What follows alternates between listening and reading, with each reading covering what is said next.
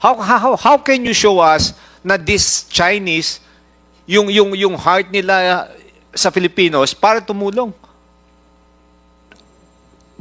We would, because I keep hearing all of these things, na simply because we have Chinese partners does not make us less patriotic than the others. We would want to assure everybody that we are there, we are guarding the national interest, and it is part of our commitment in our concession agreement and our franchise. His statement is music to my ears, na talagang patriotic, everything. Kung talagang sinasabi mong may national pride kayo, may patriotic kayo, in-explain nyo fully to those Chinese that they should be here. Hindi naman na January 20 pa yung talagang holiday ng Chinese eh. Thank you very Thank much. you. So, Noted. wag tayong magsalita ng very patriotic tayo in everything. If you're really patriotic, you should have explained that to the Chinese people that they should be here. Pambabastos yung ginawa nyo sa amin eh. We now proceed to the next interpolator, the Deputy Majority Leader, the Honorable Franz Pumaren. Thank you very much, Mr. Chairman. Just like I think every Filipinos, ang main concern right now is the security issue. Today, or the last 6 months, 8 months, the landscape is totally different now. As we recall, just a few days ago, the PNP was able to apprehend mga spy machines, mga gadgets, and everything. My question here is, tamang sinabi ni Congressman Rufus, was there a violation? But we're talking about national interest. If I may ask the NGCP, what's the nationality of the assistant CTO? If you have. Attorney Paul, are you raising your hands? Is the question addressed to NGCP? Deputy Majority Leader Yes. Franz Pumaren, is that Yes, a yes. question I'm asking to lang if they have an NGCP? assistant, yes, CTO of NGCP. Attorney Paul? Yes, Mr. Chairman, we have an assistant CTO, Engineer Cesar Sanchez. May his soul rest in peace. He is a Filipino citizen. His body is in Iligan now. He just died last week. But he's a Filipino citizen, Mr. Chairman. Okay. Another thing, Mr. Chairman, I noticed it, talagang their main priority to hire the CTO, correct me if I'm wrong, is a Chinese national. Tama po ba? Mr. Chairman, if I may. Please proceed. There is no inclination on our part to specifically hire Chinese as our CTO. As mentioned earlier, Honorable Congressman Pumaren, our CTO now is Engineer Rico Vega, who is a Filipino citizen. Yes, Mr. Chairman, I understand that, but meron pending application. Tama po ba? Wala po, Mr. Chairman. Wala po, Mr. Chairman, considering that he is a Filipino citizen, Mr. Chairman. So walang nakaposisyon right now. A while ago when Congresswoman Stella Kimbo mentioned it, na meron ng aplikante for that particular position. Wala po. Siya po. So ngayon siya po ang CTO namin, Mr. Chairman. Okay, si so Engineer Rico Vega. because as for the national interest, we know for the fact na yung position na yun is very vital. And Mr. Chairman, I just want to manifest, it's a very shallow reason for those directors, those Chinese, not to tell us here. That's why they're not here, because yesterday was their annual meeting. Tama, annual meeting. If they find this hearing very important, dapat lumipad sila ngayon. Second, ang isang reason is it's Chinese New Year.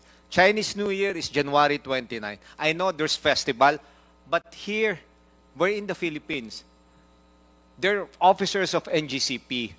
Mas priority ba sa kanila ang mag-enjoy sa festival? I don't think so. Tama po ba yun, Mr. Chairman? Maybe we can hear from them. That's a very shallow reason. Festival? Tayo ba, if may work tayo dito, we cannot attend because birthday ko, birthday nito? That's the main concern. How can you show us na this Chinese, yung heart nila sa Filipinos para tumulong?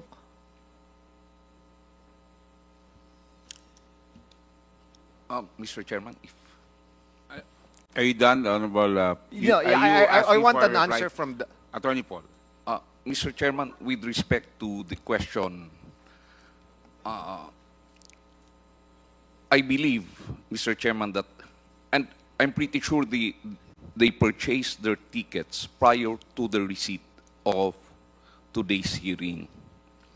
So that's why they had to fly to China. As to the concerns being raised by Congressman Pumaren, rest assured we will relay all of those things to our Chinese directors. Mr. Chairman. Thank you very much. And, Mr. Chairman. As requested earlier, notices will still be sent to them for the future hearings. Thank you. Yes, I know that we will invite them. Pero mababaw naman, nakabili ng ticket and everything. If they find this really important, they can still buy another ticket. And Mr. Chairman, I would like to make a motion also if we can invite yung Nika, yung sinasabi nila na nag-office dyan sa NGCP. As we all know, I hope I'm wrong, baka they're too comfortable with their setup right now in NGCP. Because like what I mentioned, the dynamics right now totally changed with regards to what's happening here in the Philippines. With regards to, I'm not trying to zero in on the directors or officers of Chinese nationals in NGCP. Pero ngayon, iba na po ang dynamics, iba na po ang landscape. A few days ago, may nahuli tayong Chinese na nag-spy. Diba? So, if we can invite also the yung Nika, the one in charge of Nika, or the one assigned to that particular office, para we can hear kung ano po talaga ang what's happening. Yeah, take note of that. And indeed, the security issue is something that is I would say, top of the list or top of mind of all Filipinos. Yes, the Honorable Franz Pumaren. Yeah, Sir, ano lang yun, that's my query lang. It's just so frustrating, you know, those Chinese nationals, parang napaka-special for them, hearing ang Rason Festival, nakabili ng ticket. Don't tell me they cannot afford to buy another ticket if they find this really important. Thank you very much. Parang pinoproteksyonan pa ng kapwa Pilipino na gina-justify pa that they're not here. That's so frustrating. Where is our national pride here? Chairman? Thank you. Thank you, the Honorable Franz Pumaren. Yes, Attorney Paul, we will invite them in the next hearings Mr. Chairman, can I- until they run out of holidays. Yes. Attorney Paul. Yes, we would like to assure this body that we are also Filipino citizens. We take our nationality and citizenship very seriously. Nandyan po kami, and we would like to assure the body, as Mr. Henry C. mentioned in his statement, nung pumasok yung grupo po namin dyan, nandyan na yan. Nandyan na yung mga Chinese. They were part of the bidders. Partners po sila ng MOG more. Now, Mr. Chairman, we would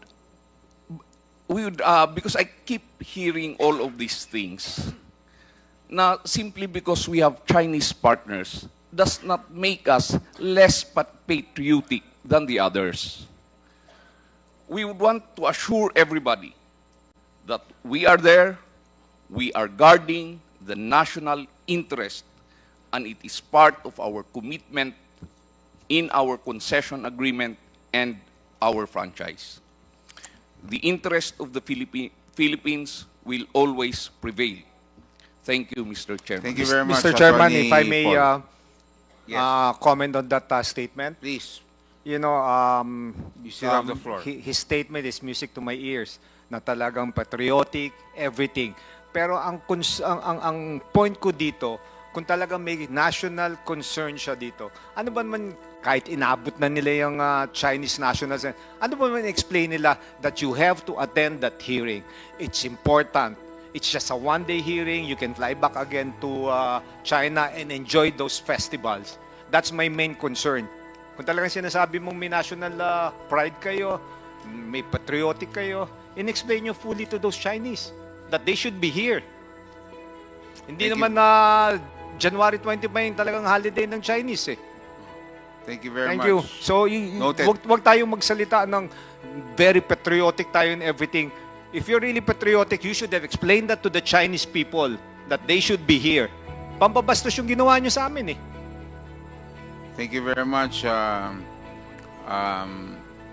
the Honorable Franz, Deputy Majority Leader Franz Pumaren, and your statements are duly noted. So now we proceed to the next interpolator. Thank you very much.